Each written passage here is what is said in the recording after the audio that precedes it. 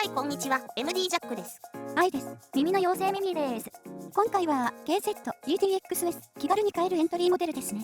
最近 PR2 のレビューやったばっかりのような気がするけど、PR2 とは価格的にも対極のポジションって感じよね。そうね。でもデザインがブラッシュアップされてるからか安いモデルに見えないわね。だよね。EDX シリーズを振り返ってみると、最初のモデル EDX はそれなりのデザインだね。EDX の動画をアップした時のサムネイルが懐かしいわ。でも発売当時は700円ぐらいで買えたからコスパは最強。結構元気のいい音で驚かされたよ。そこから EDX Pro、EDX ウルトラ、そして今回の EDXS の登場というわけですね。EDXS のシリーズの中でのポジションってどういう感じなんでしょうか。それ気になるよね。詳しい人はモデル名見ただけでわかるんだろうけど、波形測定してみておそらくこうなんだろうってことは分かったんで、後でね。価格はありで1000円台。KZ のオフィシャルストアだと送料結構かかるのね。2000円超えちゃうか。この動画作ってる段階では Amazon にも載ってないのよ。2000円ぐらいになっちゃうのかな。だとしてもそれぐらいの価値はあるでしょう。そうね、デザインいいもんね。フェイスプレートの一部がメッシュだからオープン設計かと思ったんだけど、販売ページでは特にそこはアピールしてないのね。確認してみたけど音漏れはそこそこあるわね。でも聞いてみるとオープン設計って感じの質感ではなかったな。そうなんですね。サイズ、重さは上の通りです。少し存在感のある重さですが、それ以外は装着感含め特筆するようなこともなさそうです。ドライバーは 10mm ダイナミックタイプ1機。コンポジットダイヤフラムってことだけど、何とのコンポジットなのかは不明。純銅コイルがこんな風に配置されてるのがちょっとクラシカルな感じでなんか新鮮。このコイルにより中高域に高い改造感がということらしいけど、どうなんだろうか。音聞いてみましょうよ。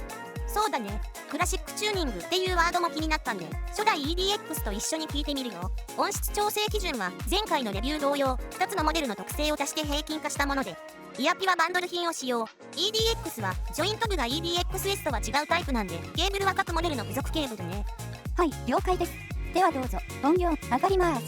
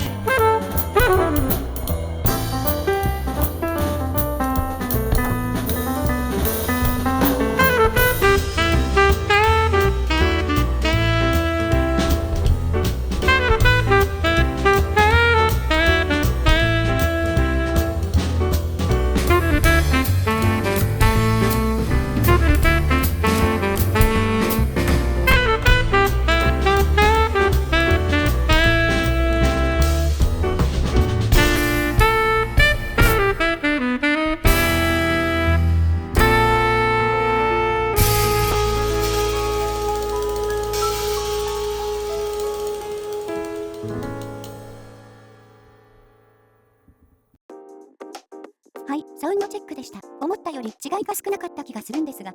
そうだよね。なぜかについては後で比較波形を見てみることにして、先に EDXS の印象からね。はい、お願いします。結論を先に言ってしまうとあまり言うことがないんだよね。この価格帯のモデルとしてはお買い得で良くなってくれる。それは初代 EDX も同様。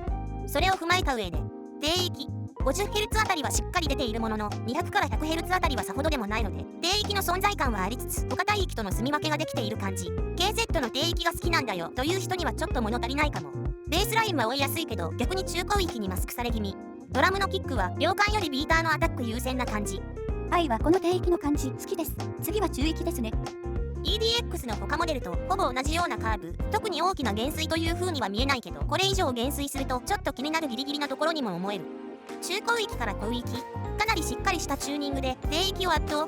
その代わり10キロ以上をバッサリ切り落として調整しているようにも見える。元気の良さ、明るさは EDX 同様健在。でも少しイヤピで絞りたいかな。その他開放感はそれなりに感じるけど、中高域が密になっていることもあってサウンドステージはあまり広いと思わない。中高域がしっかりしているので、あくまでこの価格帯での印象だけど、分離低位感はいいと思う。あまり言うことがないという割にはいろいろ言ってるじゃん。そりゃあ何も言わなかったらレビューになんないからね。では EDX の波形を重ねてみます。 EDX プロも同時に見てみよう。低域と中高域の存在感、そして開放感は EDXS。 10キロ以上の高域は EDX で、クラッシュシンバルがちょっと痛い。パッと聞いてわかる印象の違いはこんなところ。 EDX のブラッシュアップは EDX プロや EDX ウルトラで成し遂げられているように思う。価格はちょっと上がるけど、今聞くなら EDX より EDX プロを選ぶかな。改善点の一部として地味だけど音量面も変化していて、最近の KZ は再生したらいきなり爆音っていう傾向も減ってる。音量取りやすいのはいいけど、感度高すぎて有線モデルなのにホワイトノイズが気になったモデルもあったので、 EDXS は EDX や EDX プロに比べると2から3デシベルぐらい音量が取りづらくなってるけど、以前が音大きすぎたんでスマホ直差しに対する不安はないでしょう。やっぱり手に取って聞いたり測定しないとわからないこともあるのね。ところでジャックさん、クラシックチューニングって何？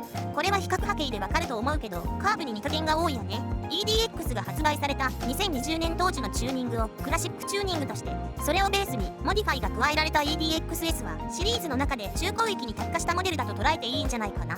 逆にモダンチューニングの例としては、例えば今年のモデル ZVX だとこんな感じで、低域をそんなに上げず中域をそんなに削らず、その上の大域も突出したところのないバランス型に変化してる。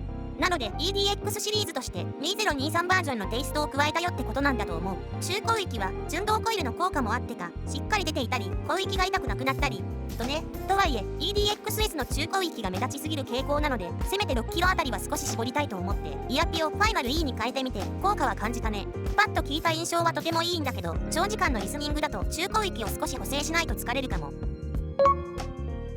愛は微ケーブルに興味あっていくつか試してみたんですけど、効果は感じましたね。このケーブルだとサウンドステージが広がって、これだと低域マシマシになり、これだと高質な音に変化しました。気のせいだという人もいらっしゃいますけど、愛は自分の感覚を信じますし、自分が納得できればそれでいいと思っています。でもさあ、例えば2000円ぐらいのイヤホンに1万円クラスのケーブルを使うのってどうなの？もちろんすでに手元にあればどんどん使えばいいと思うけど、これからイヤホンレビューするなら2000円のイヤホンと1万円のケーブルの組み合わせより最初から1万円クラスのモデルを買った方がいいんじゃないかと思うわ。ケーブルも安くなってきているので5000円以下ぐらいで探してみてもいいんじゃないかと思う。効果は感じられると思うし、やっぱり買って体験してみないことにはね。そうですよね。ビギナーの人がこれから EDX を買うのなら、デザインやチューニングもブラッシュアップした EDXS を買った方がハッピーだと思います。さらに言えば最近の KZ のこの価格帯だともう少し出して ZVX を買っといた方がもっとハッピーな気がします。一時期ちょっと迷走気味だった KZ が今年は結構いい感じに仕上げたモデルが多いんで、さすが KZ だなーっていう感じですかね。ということで KZ のエントリーモデル EDXS のレビューでした。ではまた次の動画で。ご視聴ありがとうございました。MD ジャックチャンネルはイヤホンレビューを音と波形た言葉で表現します。チャンネル登録お願いします。